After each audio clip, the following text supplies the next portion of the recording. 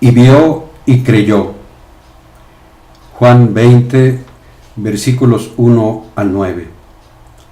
El primer día de la semana, María Magdalena fue de mañana al sepulcro, siendo aún oscuro, y vio quitada la piedra del sepulcro. Entonces corrió, y fue a Simón Pedro y al otro discípulo, aquel al que amaba Jesús, y les dijo: se han llevado del sepulcro al Señor, y no sabemos dónde lo han puesto. Y salieron Pedro y el otro discípulo, y fueron al sepulcro. Corrían los dos juntos, pero el otro discípulo corrió más aprisa que Pedro, y llegó primero al sepulcro, y bajándose a mirar, vio los lienzos puestos allí, pero no entró. Luego llegó Simón Pedro tras él, y entró en el sepulcro, y vio los lienzos puestos allí, y el sudario que había estado sobre la cabeza de Jesús, no puesto con los lienzos, sino enrollado en un lugar aparte. Entonces entró también el otro discípulo, que había venido primero al sepulcro, y vio y creyó, porque aún no habían entendido la Escritura, que era necesario que él resucitase de los muertos. Y volvieron los discípulos a los suyos. María Magdalena vio quitada la piedra del sepulcro. María Magdalena es una discípula muy amada por Jesús, aquella a la que había expulsado 7 demonios, y la que con lágrimas de sus ojos había lavado los pies del Maestro, secándolos con sus cabellos. 2 grandes signos de la misericordia de Dios. 1, la liberación de su cautividad, y 2, la gratitud de quien ha sido amada mucho por él. Lucas 7, 36 a 50. Los demonios de los que fue liberada no son sólo sus pecados personales, antes de eso son principalmente los pecados sociales que atan estructuralmente su espíritu. Las heridas de nuestra vida, la mayor parte de las veces, son ocasionadas inconscientemente por nuestros progenitores y la familia, así como por la sociedad.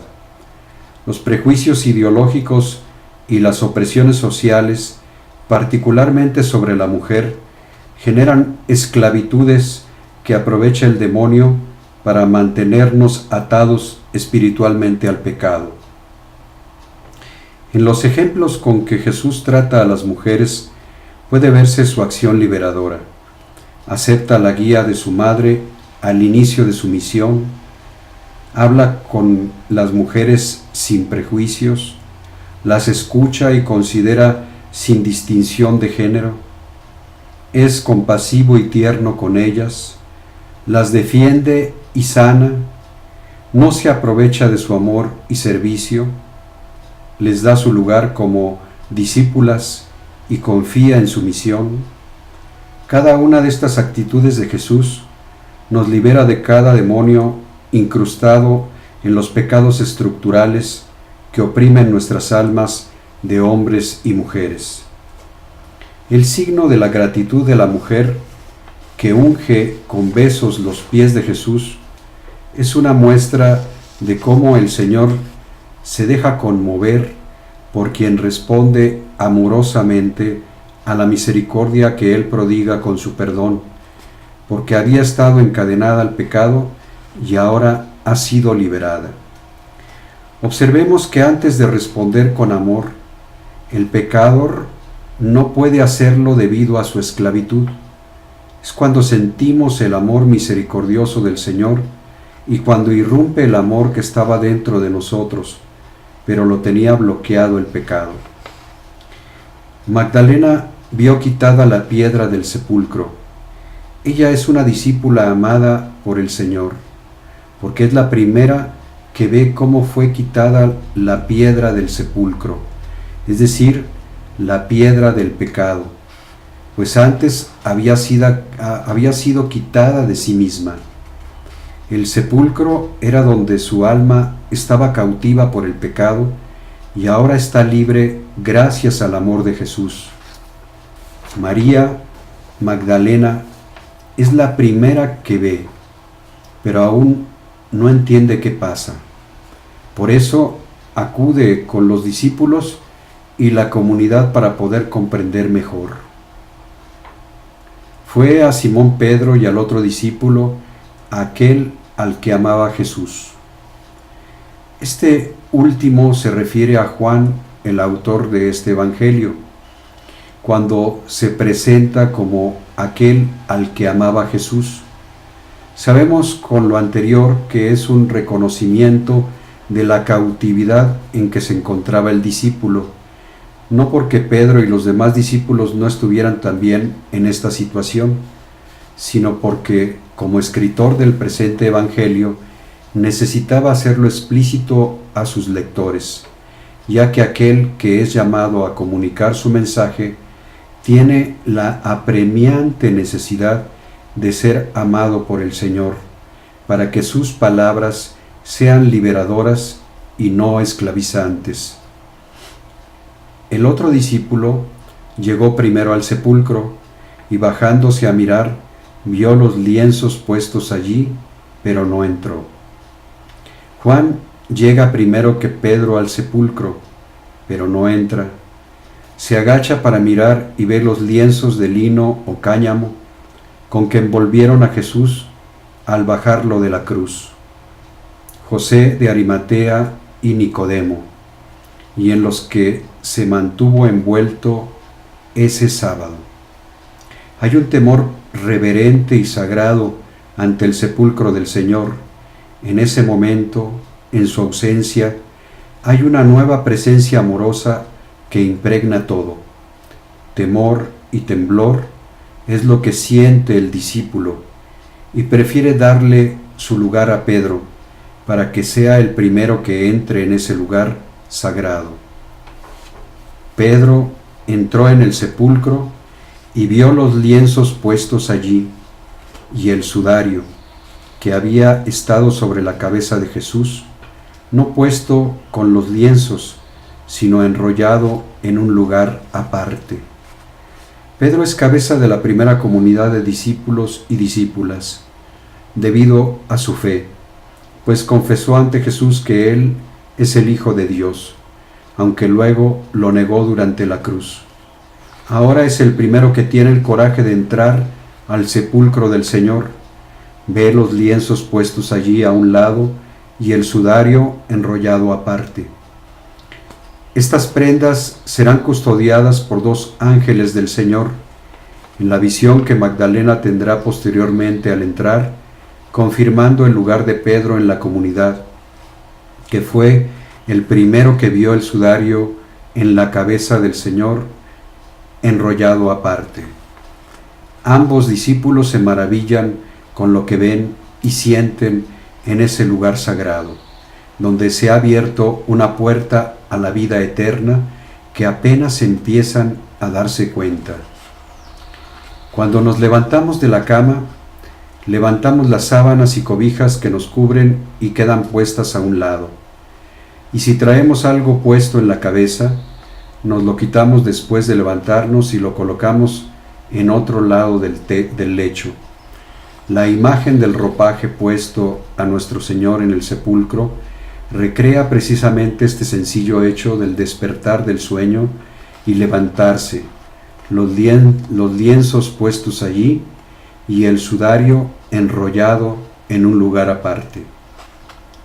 En el libro de las moradas de Santa Teresa de Jesús, dice que en la séptima y última morada, el alma unida a Dios está desasida o suspendida de sus sentidos y potencias humanas, memoria, entendimiento y voluntad. Sin embargo, el alma experimenta con sentido espiritual los sentidos corporales, ya que se vive un matrimonio humano divino donde se integra nuestro más profundo centro, expresión de San Juan de la Cruz, para señalar el centro del alma, donde habita Cristo con la identidad personal de nuestro tiempo, de nuestro cuerpo, perdón. Pero ya no es un cuerpo de carne, sino un cuerpo espiritual. Según lo dice San Pablo, estamos en el umbral del misterio y prodigio de la resurrección. Entonces entró también el otro discípulo y vio y creyó. Lo que en este Evangelio nos comunica Juan es algo tan sencillo y tan glorioso a la vez. Jesús se despertó de la muerte. El Señor resucitó. Por eso los lienzos están puestos de un lado y su sudario enrollado aparte. El efecto de este sencillo hecho es trascendente para la fe de los discípulos, que comienza con Juan, aquel que amaba Jesús, pues fue el primero en creer en la resurrección después de la Virgen María, ya que ésta conocía que para Dios nada hay imposible, desde que su Hijo había encarnado en su vientre por la intervención del Espíritu Santo. De ahí que María es más que discípula, es madre de discípulos, pues ella no necesitó ver para creer, no necesitó ir al sepulcro vacío, pues ya sabía que estaba vacío. A la primera hora de ese día, ella contemplaba resucitado a su Hijo amado en el silencio interior de su alma. Recordemos que en la cruz, poco antes de morir, Jesús, refiriéndose a su madre y a Juan, les dijo: «Mujer, he ahí a tu hijo», y al discípulo a quien él amaba: «He ahí a tu madre». Juan 19, 26 y 27. Con este vínculo se inicia la preparación para transitar de su muerte a su resurrección, encargando a María a todos sus discípulos y discípulas, no solo a Juan, ya que siendo la madre del Señor, ella estaba destinada a convertirse en la madre de toda comunidad de discípulos y discípulas a quienes Jesús ama. Y en ese sentido, la Virgen María es madre de resurrección y vida. Para los judíos el sábado estaba prohibido trabajar, y más aún tratándose de la Pascua. Las autoridades judías, por temor a que los discípulos robaran el cuerpo de Jesús, pidieron a los romanos que vigilaran el sepulcro durante esos días. Los discípulos lo sabían y, atemorizados con lo sucedido, no se habían parado por ahí, hasta que María Magdalena les trajo la noticia del sepulcro abierto. Fue un gran riesgo lo que hicieron Magdalena, Pedro y Juan, pero superando su miedo, fueron impulsados por el amor de su Maestro.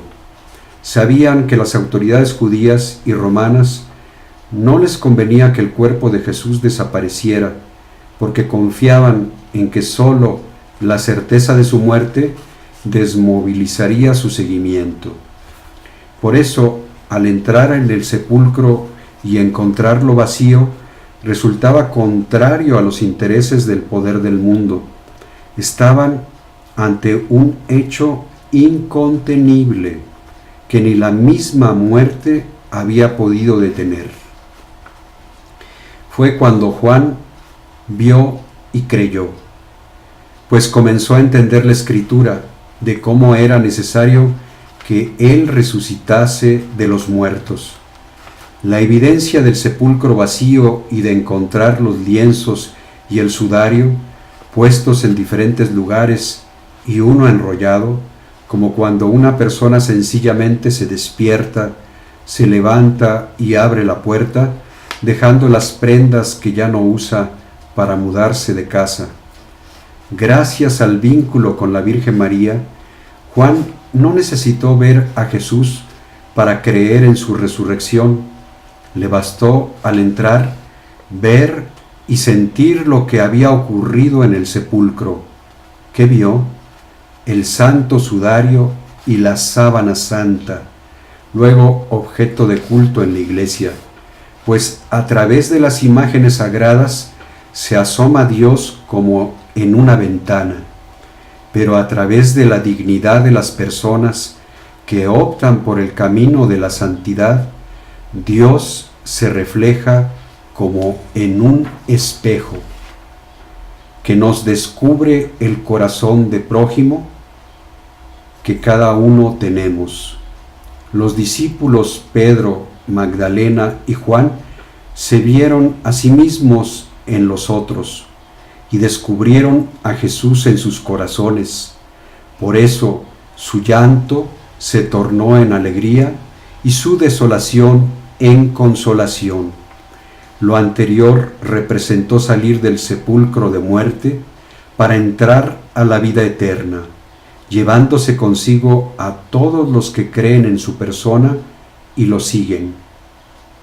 Entendiendo este creer no como la creencia de una idea o la expresión de un sentimiento, sino como la confianza en la relación con su persona, por la experiencia de ver el sepulcro vacío, sentir la presencia amorosa del vínculo con la Madre del Señor, y aunque no veamos a Jesús, creer que Él está vivo, porque resucita en nosotros la esperanza de volverlo a encontrar en la relación con su persona.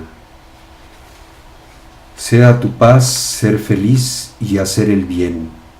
Escrito por Benito Balam en Semana Santa 2016 y 2017, México. Muchas gracias por escucharme.